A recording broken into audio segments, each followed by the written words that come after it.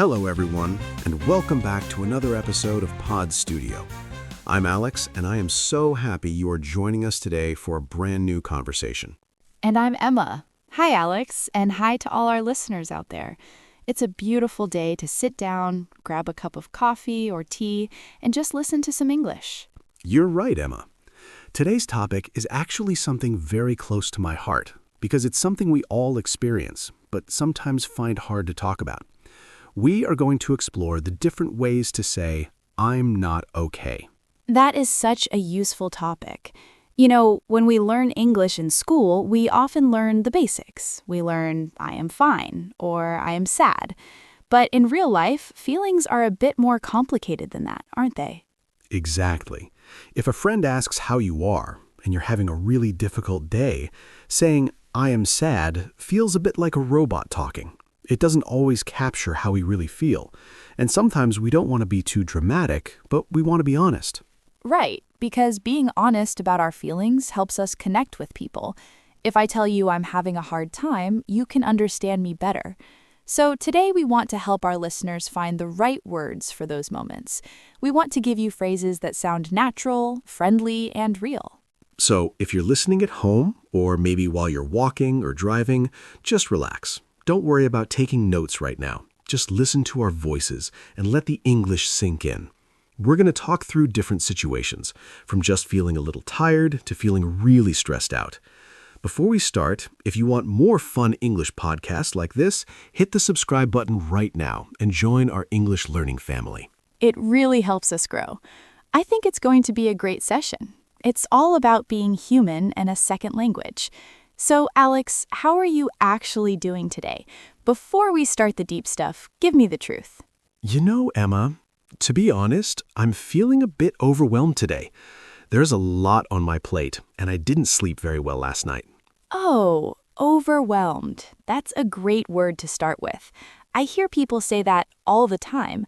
When you say you are overwhelmed, it's like you have too much work or too many things to think about, and your brain feels a bit full, right? That's exactly it. It's like a big wave of water covering you. You have so much to do that you don't know where to start. So instead of saying, I'm stressed, I often say, I'm feeling a bit overwhelmed. It sounds a little more descriptive. It explains the situation better. I totally understand that feeling. I felt overwhelmed last week when I had to move to my new apartment.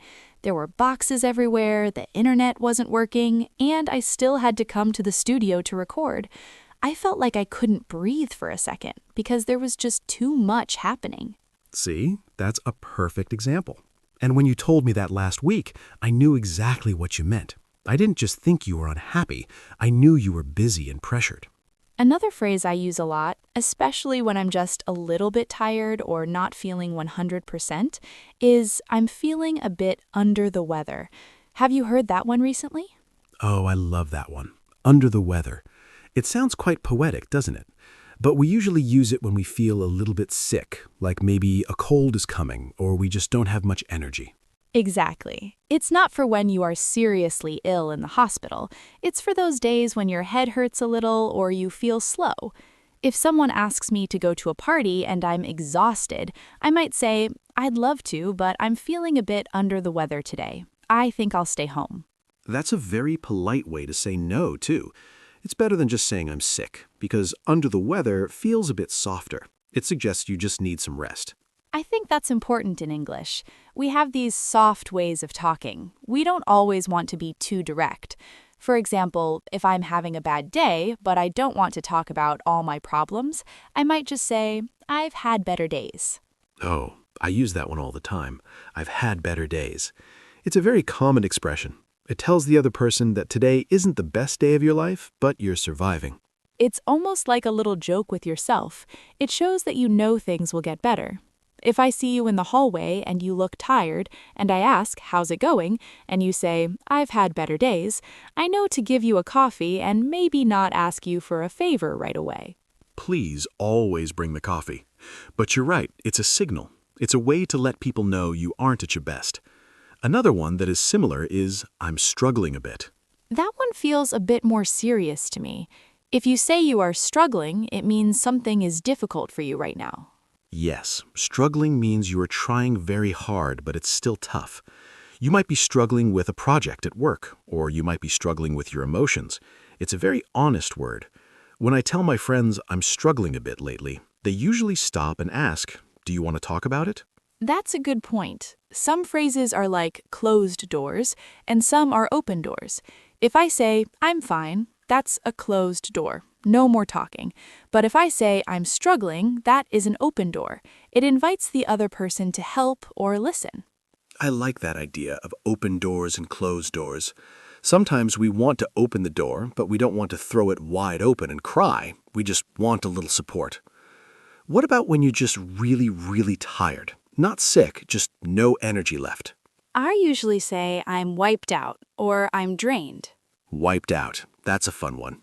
It's like a sponge that's been squeezed until there's no water left, or like a whiteboard that's been cleaned. There's nothing left on it. Exactly. Wiped out is what I say after a long day of hiking or a 10-hour shift at work. It means my physical energy is at zero. Drained is similar, but I think drained can also be about your emotions. Like if you have a very long argument with someone, you feel emotionally drained. That's true. You feel like your battery is at 1%. We actually say that too now, don't we? My battery is low. It's a modern way to say I'm not okay. It really is. It's funny how technology changes our language. I've definitely said to my sister, I can't go out tonight. My social battery is empty. I love that. Social battery. It explains that you aren't angry or sad. You just don't have the energy to talk to people anymore. You need to go home and sit in silence for a while. It's a very kind way to say, leave me alone, isn't it? It's not rude, it's just explaining how you feel. We should talk about some phrases for when we're feeling stressed or worried. Sometimes I'm not okay means I'm worried about something. For that, I often use the phrase, I've got a lot on my mind. That's a classic. A lot on my mind. It means your brain is busy thinking about problems or things you need to do. If I look distracted during lunch and you ask me what's wrong, I can say, "Sorry, I just have a lot on my mind right now." It's a great way to apologize for being quiet. It tells the other person, I'm not ignoring you, I'm just thinking about something difficult. And what about when you feel like you are losing control a little bit, like everything is moving too fast?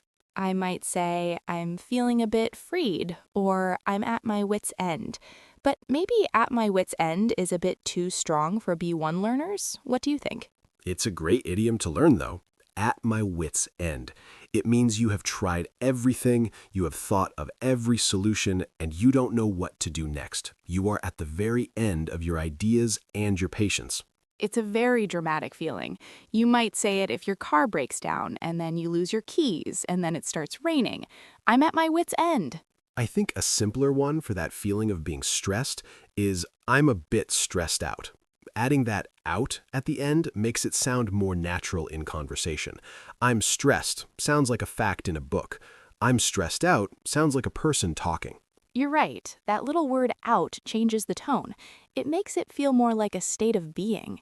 I'm stressed out because of my exams, or work is really stressing me out lately. Another one I hear a lot, especially in the UK or Australia, is I'm feeling a bit out of sorts. Do you use that one, Emma? I do. Out of sorts. It's a bit of a strange phrase if you think about the words, but it basically means you don't feel like your usual self. You're not quite right. Maybe you're a little grumpy, or a little tired, or just a little unhappy, but you can't say exactly why. Yes, it's for when you can't put your finger on the problem. You just know you aren't feeling 100%. I'm just a bit out of sorts today. I think I need a walk. It's a very gentle way to describe a bad mood. I think it's really helpful for learners to know that they don't always have to have a big reason for not being okay. Sometimes being not okay is just a small feeling. Exactly. And sometimes it's okay to be a bit negative. In some cultures, people always want to stay positive, but in English-speaking cultures, especially in places like the UK, we often use understatement. We make a big problem sound smaller. Oh, like saying, it's been a bit of a day. Exactly. If you say it's been a bit of a day, it usually means it has been a terrible, long, difficult day. But by using the word bit, you are being a little bit funny and making it sound less heavy. I love that one. I use it when I finally get home and sit on the sofa. My roommate asks, "How was work?" And I just sigh and say, "Well, it's been a bit of a day." She knows immediately that I need a snack and some quiet time. It's all about the context and the way you say it. The tone of your voice matters so much. If you say, "I'm fine," with a big smile, you are fine. If you say, "I'm fine," while looking at the floor with a sad face, your friend knows you are definitely not fine. That's the "I'm fine" trap. Sometimes when people say "I'm fine," they actually mean the exact opposite. They mean "I am not fine, but I don't want to talk about it yet." We have all been there. It's almost like a code. If someone says, "I'm fine," in a very short, clipped way, they usually need some space. So we've talked about under the weather, overwhelmed, struggling, wiped out of sorts, and a lot on my mind. Those are all great, but what if things are actually quite bad? What if you're really feeling down? If I'm really feeling sad, I might say, "I'm going through a rough patch." A rough patch. That's a very common one. A patch is like a small area of ground. So a rough patch is like walking on a road that is full of rocks and holes. It's not a smooth road. Right. It implies that this is a period of time. It's not forever. You were just in the middle of the rocky part of the road right now. It's a very common way to talk about difficult times in a relationship or a difficult time at a job. He's going through a rough patch at the moment, so let's be extra kind to him. It's a very compassionate phrase. It shows that you understand life has ups and downs. I think it's much more natural than saying he is very unhappy for a long time. Definitely. And it's also good because it suggests that things will get better. You will get past the rough patch and back onto the smooth road eventually. I also like the phrase, "I'm feeling a bit low." Simple and effective. Low. Instead of sad, which can feel very heavy, low just describes your energy and your mood. It's like the opposite of high or excited. Yes, and it's very easy for learners to remember. "I'm feeling a bit low today." It's a very honest and clear way to tell a friend that you don't have much joy or energy right now. You know, Emma, I think one thing that is difficult for learners is knowing when to use these phrases. Like, can I say, "I'm wiped out" to my boss? That's a great question. Personally, I think it depends on your relationship with your boss. If you have a friendly boss, "I'm feeling a bit overwhelmed" is a professional but honest way to say you have too much work. But maybe "I'm wiped out" is a bit too casual for a formal meeting. I agree. In a formal setting, you might say, "I'm finding things quite challenging at the moment." Challenging. That's a very professional word for difficult or not okay. It sounds like you are still trying, but it's hard. Exactly. It shows you have a professional attitude. But with friends, you can be much more colorful. You can say, "I'm a mess," if you want to be funny about your stress. Yes, "I'm a mess." We say that when our life feels disorganized or we are very emotional. Like if I'm crying over a movie and my friend walks in, I might say, "Don't look at me, I'm a mess." I say that when my desk is covered in papers and I haven't brushed my hair. "Sorry, I'm a mess today." It's a way of saying, "I'm not at my best, and I know it." It's all about being authentic, isn't it? People really appreciate it when you don't pretend to be perfect all the time. I think that's why these phrases are so important for language learners. If you only know how to say, "I am good," you can't really build deep friendships. Friendships are built on sharing the hard moments, too. So true. I remember when I was learning French, I only knew how to say, "I am tired." I said it every day. My friends must have thought I was the most boring person in the world. I didn't have the words to say, "I'm a bit out of sorts," or "I've had a long day." It's funny how a limited vocabulary can make our personality seem smaller. That's why we do this on Pod Studio, to give people the tools to show their full personality in English.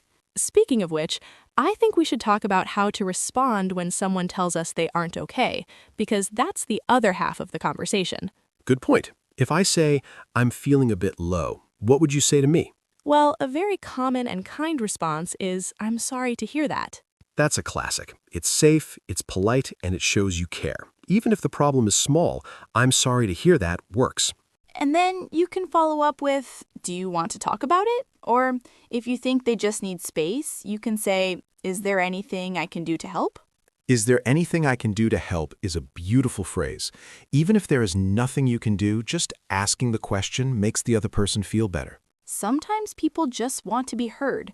You don't always have to fix the problem. You can just say, "That sounds really tough." That sounds tough, or that sounds hard. These are great because they validate the other person's feelings. You are saying, I believe you, and I understand why you feel that way. I also like to say, "Hang in there." Ah, yes, hang in there. That's a very encouraging phrase. It's like saying, don't give up, keep going. Things will get better. We often say it to people who are going through a rough patch. It's like you're telling them to hold on to a rope. Just keep holding on. It's very supportive. What about when someone is just a bit under the weather? What do you say then? I usually say, "Oh no, I hope you feel better soon," or "Take it easy today." Take it easy. I love that one. It means relax, don't work too hard, or rest. It's a very common piece of advice in English. If a colleague says they have a headache, you can say, oh, you should take it easy this afternoon. It's a very friendly way to show care. It's not a command, it's a suggestion. We have covered so much ground today, Emma. I'm starting to feel better just talking about these things. That's the power of conversation, Alex. Sometimes just naming the feeling makes it feel smaller. When you told me you were overwhelmed at the start of the show, did it help? It actually did. It made me realize that it's just a temporary feeling. I've got a lot on my plate, but I can handle it one step at a time. Exactly. And for our listeners, we hope this gives you the confidence to be honest in your English conversations. You don't always have to be fine. You can be a bit out of sorts, or wiped out, or struggling a bit. It makes you sound more like a native speaker, too. Native speakers rarely just say, I am sad. We use all these little colors and shades of meaning. It's like painting a picture. Instead of just using one color, you have a whole box of colors now. You can describe exactly how your day is going. And remember, it's okay to repeat these phrases. You don't need to learn 50 of them today. Just pick 2 or 3 that you like. Maybe, I've had better days, or I'm a bit stressed out. Those are good ones to start with. They're very common and very safe to use in almost any situation. I think my favorite from today is out of sorts. It just sounds so cozy and human. It's a way of saying, I'm not perfect, and that's okay. Mine is definitely social battery. I use that one almost every weekend. It's a great way to protect my time without hurting anyone's feelings. Well, Emma, my own battery is actually doing pretty well now after this chat, but I think we should probably start to wrap things up for today. I agree. We've given our listeners a lot to think about. It's been a really good conversation.